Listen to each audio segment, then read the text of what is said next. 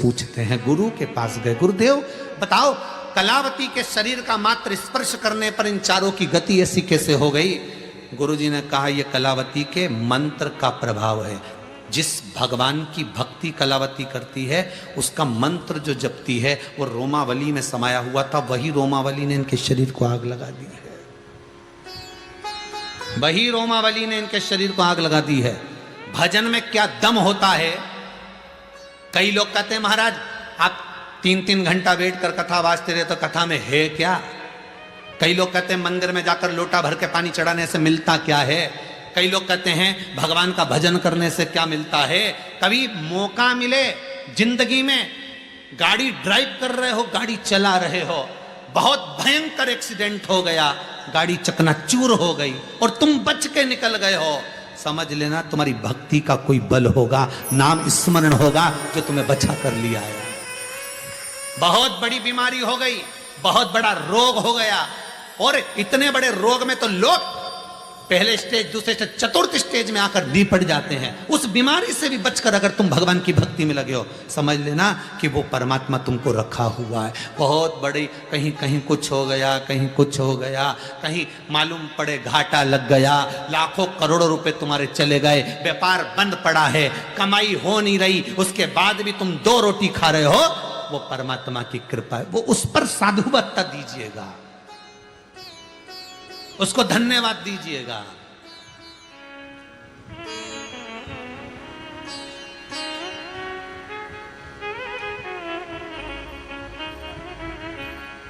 उसको धन्यवाद देना कि वो चला रहा। अब कलावती के शरीर का जो भजन था, कलावती की चित्तवृत्ति का जो स्मरण था, कलावती का जो भक्ति थी, भक्ति का बल किसको कहते हैं ये कभी कभी समय पर तुम्हें समझ में आएगा, कभी कभी समझ में आएगा, सामने आएगा तुम्हारे। भक्ति का बल किसको कहते हैं? वेंटिलेटर पे पड़े और वापिस आ गए, ये भक्ति का बल है।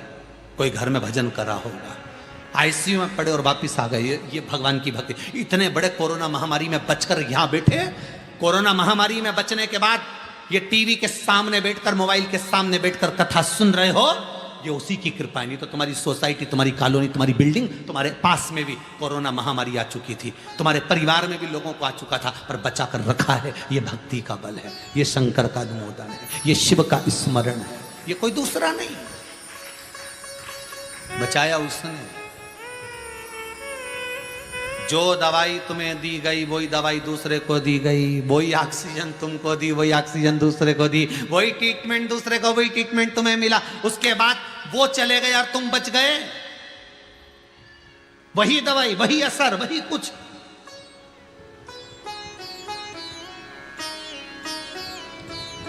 भाई किसी किसी को तो शुगर भी थी, बीपी भी था, थायराइड भी था, शरीर में बहुत सारी बीमारी थी। कोरोना हो भी गया, उसके बाद भी सही हो गया। और एक बेचारा ऐसा था जिसको कुछ भी नहीं था, सब बढ़िया, फुल एंजॉयमेंट जीवन, उसके बाद भी निपट गया, उसके बाद भी चला गया। क्यों गया? क्यों? अगर भोले बाबा का सहारा न होता तो दुनिया में कोई हमारा न होता। कौन होता तुम्हारा? स्पर्श किया कलावती का और जलकर। तुम्हारे भजन में वो बल होता है। कई लोग कहते हैं हमने 1 शिव पुराण सुनी, कोई कहता हमने 10 शिव पुराण सुनी, कोई कहता है जब भी शिव महापुराण की कथा आती गुरुजी की हम सुनते हैं। गुरुजी उसका फल क्या है? मालूम पड़ेगा आपको फल क्या है उसका। 50 बार भी शिव पुराण आए और तुमको मौका मिल जाए तो टीवी चालू करके बैठ जाना। 50 बार भी आए और घर के लोग के बोर नहीं होती हो तो कहना भोजन कर करके कोई बोर होता है? उधर की तृप्ति भोजन से है, आत्मा की तृप्ति शिव महापुराण की कथा से, भजन से। हम बोर नहीं होते। शंकर की कथा रोज नहीं मिलती है, प्रतिदिन सुनो तो ऐसा लगता है ये तो सुना ही नहीं था हमने, ये तो अभी आ गया, हमने तो ये सुना ही नहीं, तो इतनी बार कथा सुनी, हमें तो ये सुनने को ही नहीं मिला। हमने तो विश्वास जागृत करती है भगवान के प्रति शिव महापुराण की कथा। विश्वास जगाएगी कि शंकर को हृदय में कैसे पैदा करना, प्रकट करना। शिव को प्रकट करने का विश्वास शिव पुराण की कथा ही दे सकती है। कौन देगा?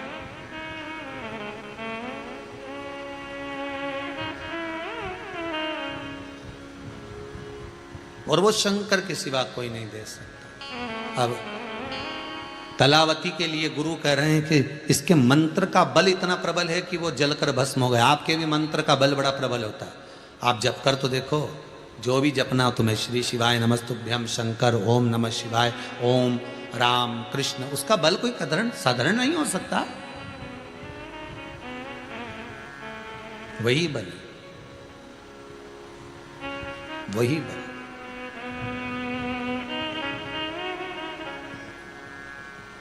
कल की बात है,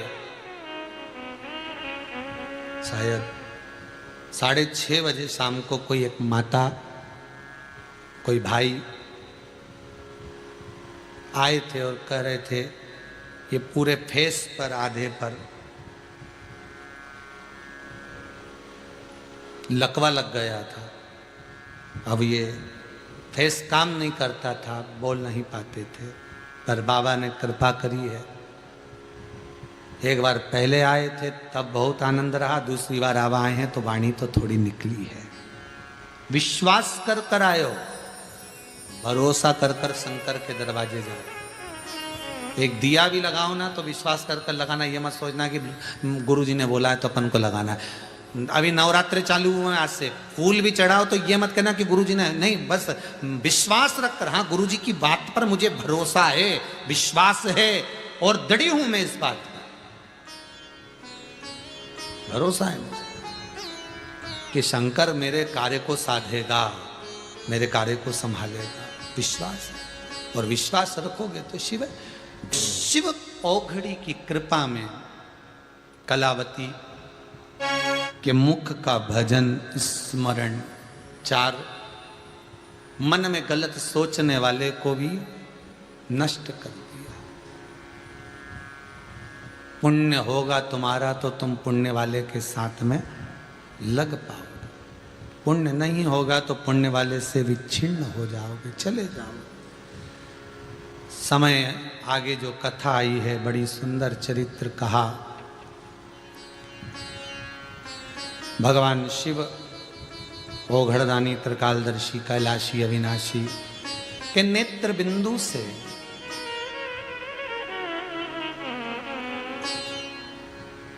नेत्र बंद करने के बाद एक बिंदु गिरा जिससे अंधकासुर उत्पन्न हुआ। वो अंधकासुर शिव जी के पास में, पार्वती जी उसको गोदी में लेकर आई, ये आपका पुत्र है, आपका बालक है। शंकर भगवान बोले मेरा बालक नहीं।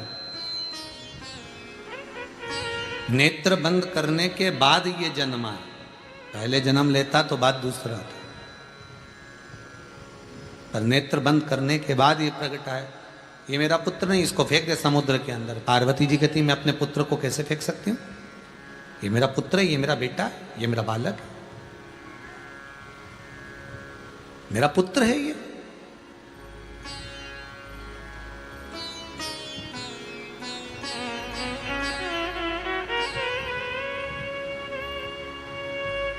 कितना सुंदर कहा है। शंकर भगवान को बेलपत्र चढ़ी हुई वापिस चढ़ सकती है, पर किसी भी देवता पर कोई फूल पुष्प आपने चढ़ाया, कोई पुष्प आपने चढ़ाया, ठंड का समय है या बारिश का समय है, पुष्प जो चढ़ाया हो सकता है कि मुरझाया नहीं हो।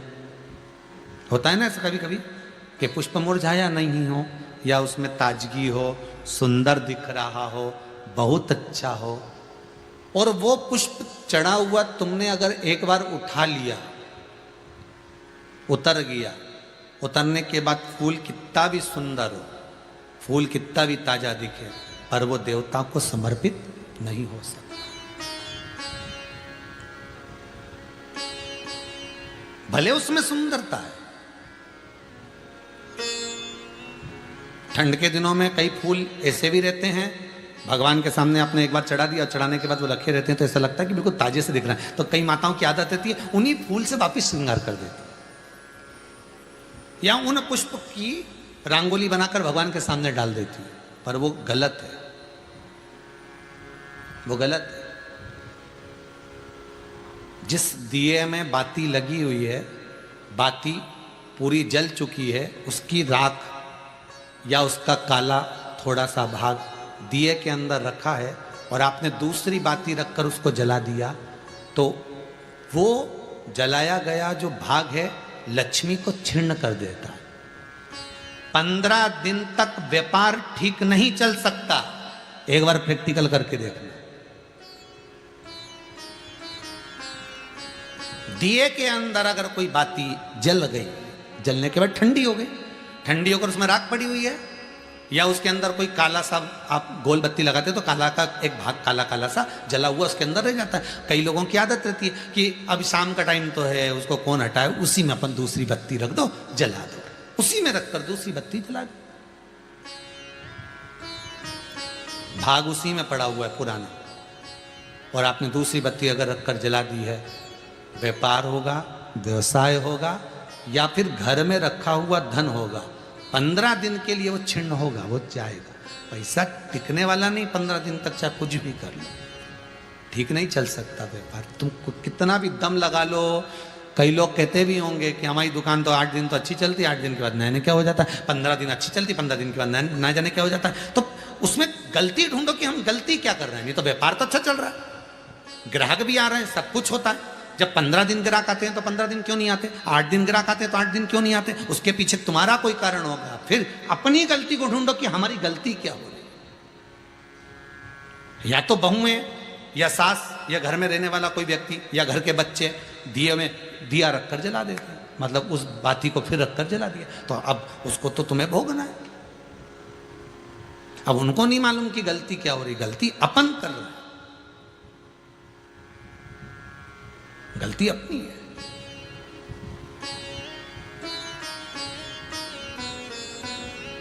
कितना सुंदर संवाद है वहां, बहुत ध्यान दीजिएगा जरा। अग्नि पुराण, स्कंद पुराण, दोनों पुराण में स्मरण करिएगा। कार्तिक खंड स्कंद पुराण का पढ़िए और अग्नि पुराण का भाग पढ़िए। बेलपत्री का पेड़ हो, पीपल का पेड़ हो, बड़ का वृक्ष हो, चाहे आंवले का वृक्ष हो, चाहे घर मंदिर से बाहर जाकर, अर्थात घर से बाहर जाकर, मंदिर से बाहर जाकर खुले में अगर आप कोई दिया जला रहे हो, दीप प्रकट कर रहे हो, तो उसमें इतना घी, इतना तेल मत डालकर जलाना कि दिया ठंडा हो जाए और तेल और घी उसमें पड़ा की पड़ा रह जाए। ध्यान दीजिएगा महाराज।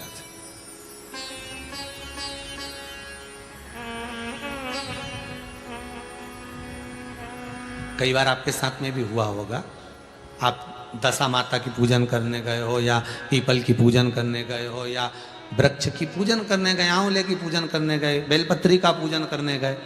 तुमने तो दिए में घी डाल लिया ज़्यादा, बत्ती भी लगा दी तुमने, और इस भाव से लगाई कि जलेगा थोड़ी देर तक, और मालूम पड़े तुम्हारी पूजन हुई, हवा का वेग आया, दिया ठंडा हो गया और उसमें घी पड़ा रह गया, उसमें तेल पड़ा रह गया।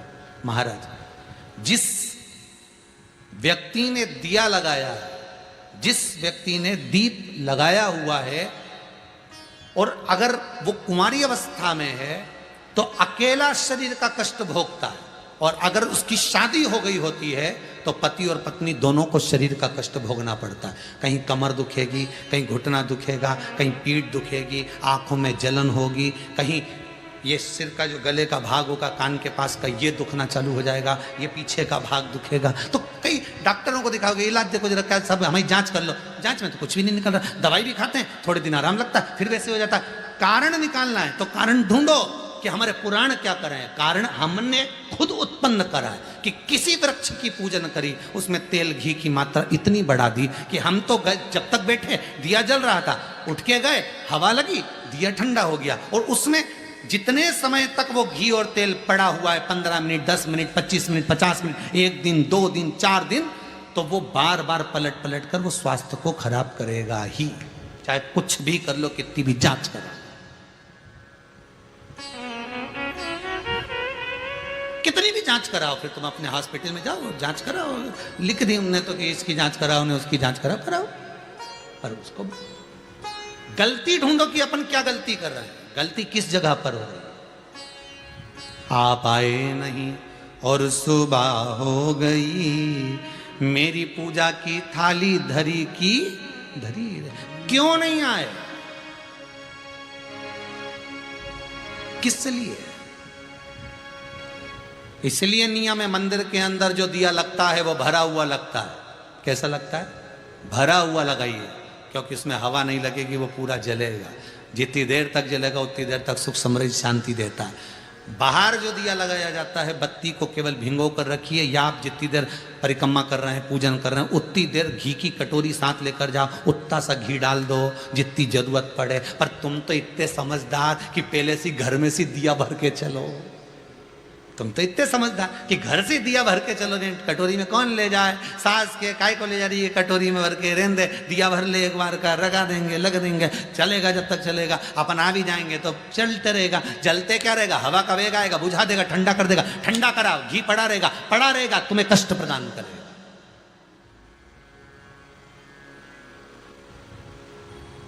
तुम्हें कष्ट,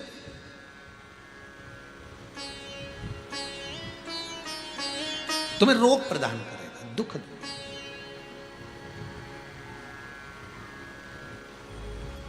जो समझदार माताएं होती हैं ना, जो समझदार लोग होते हैं ना, वो बाहर जब भी पूजन करने जाते हैं तो प्रयास करते हैं कि घी का दिया लगा रहे हैं ना, तो उसमें प्रयास करते हैं कि आते आते उसमें कपूर का टुकड़ा पटक देते हैं। जो चतुर होते हैं आते आते क्या करते हैं? दिए के अंदर कपूर का टुकड़ा पटक देते हैं। कपूर का टुकड़ा पटक मतलब अपनी पूजन वूजन सब हो गई, अब अपन जाएंगे, बाहर निकलेंगे, जब तक कपूर में इतनी दम होती है कि वो उस बत्ती को पूरे को जला सकता है, वो घी को भी पूरा जला सकता है। तो इतना सा कपूर का टुकड़ा उसमें पटक के और आ जाते हैं, जिससे वो पूर्ण जल जाए, पूर्ण तरह से वो हो जाए, उसकी पूर्णता है। शिव जी कह रहे हैं ये पुत्र मेरा नहीं है, तुम इसको समुद्र में डाल दो। नहीं, समुद्र में नहीं डाल सकती, मैंने इसको गोदी में लिया, मेरे पुत्र है, इसको मैं रखूंगा। शंकर भगवान ने समझाया, पार्वती नहीं मानी, बहुत समझाया नहीं मानी। आखिरी में पार्वती ने समुद्र में फेंक दिया, हिरण्याक्ष ने उसको झेल लिया, पालन करा, उसका नाम अंधकासुर। हिरण्याक्ष को वराह भगवान ने मार दिया, अकेला पड़ गया। तब करा, साधना करी अंधकासुर ने, ब्रह्मा जी से वर मांगा कि मुझे वर दीजिए कि मेरे प्राण न छूटे। ब्रह्मा जी ने कहा ऐसा हो नहीं सकता कि प्राण न छूटे, जन्मे हो तो मरना तो पड़ेगा, संसार की रीत है, आए हो तो जाओगे, बस इतना है कि जितनी जिंदगी को अच्छे से जी सकते हो जी लो, मरना तो है, आया हो तो जाना ही पड़ेगा। अपने जीवन को खुश होकर जी लो, अपने जीवन।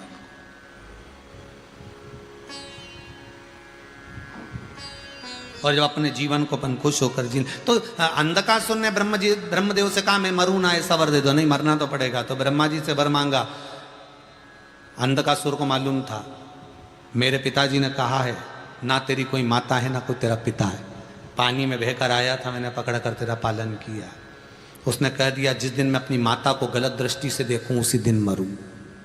उसी दिन में वो 3 बत्ती चौराहे पे मांग रहा भीख, उसे लोग दे ही रहे, भिखारी बन गया। और जिसने कहा था मैं दोनों हाथों से लुटाऊं, वो भगत बन गया। भगवान दे भी रहा है, वो लुटा भी रहा है, उसकी कृपा। मैं मरूं ना तो क्या, मरना तो पड़ेगा, मृत्यु निश्चित है, जाना तो पड़ेगा, ठीक है। माता को गलत दृष्टि से देखूं तब मरूं, ठीक है।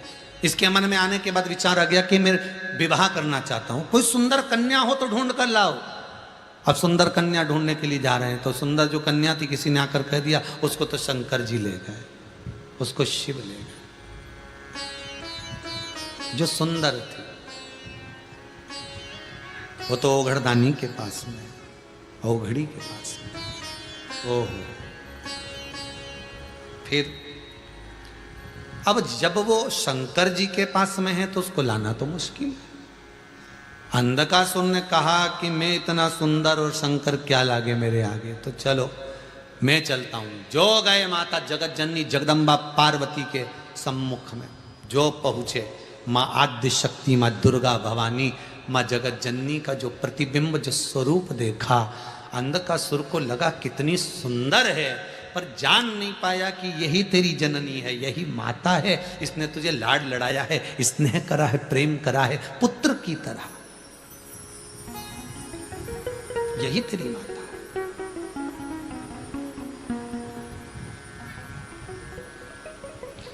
यही तेरी क्रोध आवाज लगाकर बोला, अरे ओ सुंदरी, मैं तुम्हें अपना बनाना चाहता हूं। माता को क्रोध आ गया, पर कर कुछ नहीं सकती, रोती है मां। मां जब गुस्से में आती है तो रोती है, इससे ज्यादा कुछ नहीं, केवल रोती।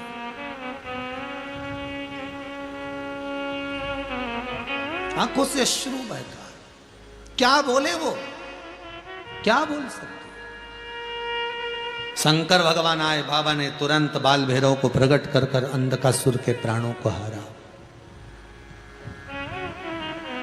बाल भैरव ने आकर प्राणों को हर लिया अंधकासुर। मां नहीं चाहती थी कि ये मरे, क्योंकि पुत्र जैसा रखा है, पर गलत विचार, गलत सोच, गलत दृष्टि जब आती है व्यक्ति के भीतर, जब व्यक्ति की चित्त वृत्ति में गलत चीज भरा जाती है, तो उसका नष्ट होना निश्चित है। एक बात सही कही लोगों ने कि अपने हाथ से अपने पांव पर कुल्हाड़ी मारना, ये सत्य है। विनाश का जब समय आता है, विनाश काले विपरीत बुद्धि, आप कितना भी समझाओ उस व्यक्ति को, समझना नहीं आता। वो हमेशा यही विचार में रहता है कि उसकी अभिमत्ता, उसका अहंकार, उसका काम, उसका लोभ, उसकी तृष्णा, उसकी आसक्ति, उसकी वासना उसको निभने नहीं देते, समाप्त कर देते, समाप्त कर देते। और अंधकासुर के साथ वही हुआ, चले गया, मां रोती बिलखती रही। हमारे भीतर भी यह विचार ना आए, बहुत बहुत ध्यान दीजिएगा, अहंकार, काम, लोभ, आसक्ति, तृष्णा, वासना, ये सब सम्मुख में ना आ जाए, इसका ध्यान रखिए। शिव की शरणागति ले लो। इसलिए शंकर की कथा बार बार कहती है, तुम अपना कुछ दो, तो अपना क्या है, केवल अहंकार अपना है। अहंकार शंकर को दे दो, शंकर तुम्हें अपना बना लेगा, फिर उसको कुछ भी नहीं चाहिए, फिर वो शिव अपना बनाएगा। ऐसा मेरा कालों का काल महाकाल है। बड़े भाव से अपन शिव महापुराण की कथा श्रवण कर रहे हैं। श्री रामेश्वर लाल श्रीमती सोवन देवी जी बांगड़ सिडनी ऑस्ट्रेलिया में रहकर सुंदर शिव महापुराण की कथा करवा रहे हैं। भाव भक्ति से बहुत बहुत साधुवादता देते हैं और आनंद के साथ आज की कथा को विराम की ओर लेते हैं। फिर आनंद से 2 दिन की कथा हो रही है। 2 बजे से 5 बजे तक इस कथा का लाभ लेकर अपने जीवन को सार्थक बनाओ। शंकर को इस दिल में, हृदय में बिठाओ, जिससे आपका जीवन सार्थक हो। भाव से कथा को आज विराम की ओर बड़े आनंद में। आज 5वें दिन की कथा, कौन से दिन की है? 5वें दिन की विराम है। कल 6ठा दिन, परसों 7वां दिन। भाव भक्ति से श्रवण करें। नवरात्रे आज से प्रारंभ हो गए हैं, गुप्त नवरात्रे। भाव से, आनंद से अपना जो कामना है उस कामना से शंकर जी की आराधना करें। हर हर महादेव, हर हर महादेव, हर हर महादेव।